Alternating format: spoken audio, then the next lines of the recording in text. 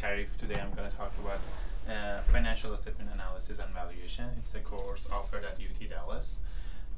It's a 3-credit course, and students taking doing masters in finance or accounting are most welcome to attend this course, and it's a very helpful course for them. So before I get started talking about the course, maybe just a very few minutes. I'm going to go over all the things that we are going to do for the whole semester, and tell you what's the big draft of the whole class. So, but first of all, I know you're all attending this class, but there could be a reason you sit in this class.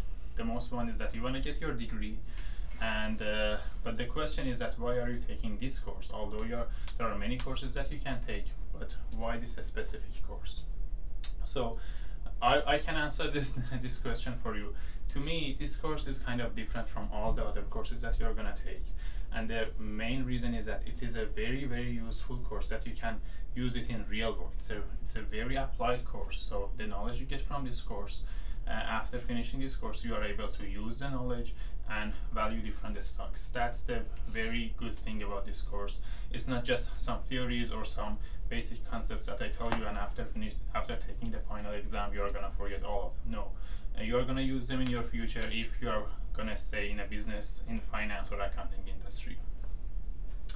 So to me, when I was a couple of years ago, when I was a student, this course was very helpful for me. Why? Because as I told you, I really enjoy taking this course. So this is one of those very few courses that I assure you are going to listen to me.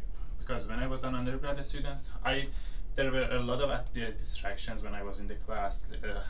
Sometimes I didn't listen to the professor, but here, if you listen to me, I'm going to assure you that you are going to get a lot of benefits from this course, because the knowledge here are very useful for you. So we have 16 weeks during the semester, so I divided to 2 8 weeks. In the first 8 weeks of the class, I'm going to go over the basic concepts and basic models of valuation. There are 3 different models that I'm going to talk about in this course: discounted cash flow, or DCF, multiple method, and comparable transaction methods. These are the basic 3 models that professionals in industry use to value different stocks. So if you know these 3 methods that I'm going to teach you them, after that you're going to use these 3 methods to value any stock, any stock that you're interested in. It doesn't matter in which industry or anything, and you're able to get a rough estimate of what should be the stock be. For example, last week Apple's stock dropped maybe 10% in just one day, or 1 month ago Google stock increased 20% in one single day. It was $550, and then in one day it increased to $650, so $100 in one day. And there are all reasons for these trends and these changing in the stock prices. So the first model is the DCF model. Very briefly I tell you that stocks have earnings. So when they get earnings, they distribute cash as dividends to the stockholders. So any stock or any asset that you have, it's going to have some it's going to bring some future cash flows for you. So one method to value stocks is that you are going to forecast all the future cash flows of those of this stock, of holding this stock, and then you discount all the future cash flows to present. So this is a very useful model to value a stock. So we have future cash flows, we discount them to today. There are a lot of details in doing that, but basically it's just calculating the present value of future cash flows, and it gives you the stock price. The second method is multiple method. So in this method we are going to compare one company with the other companies that are comparable to this company. We call them comps. So for example, we calculate different ratios. PE ratio, for example, the most useful one. First we find comparable companies, maybe they are in the same size, in the same industry. Then we calculate the same ratios for all those companies together. For example, we are calculating Apple. PE ratio, it's going to be something maybe 20, 30, something right now, whatever the ratio is today. we also have the comparable companies.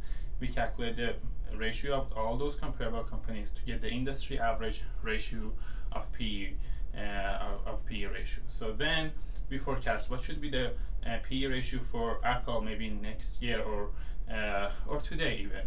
And then by doing that, we have the earnings, we have the denominator, and we have the whole ratio of value, and then we can just calculate the numerator, which is the price of the company. The very last method is the comparable transactions. So in the transactions, we don't go through different prices or anything, any small details of the statement of the information of the company. We have transactions, the merger and acquisitions that has happened in the industry. So companies buy each other. So in that way,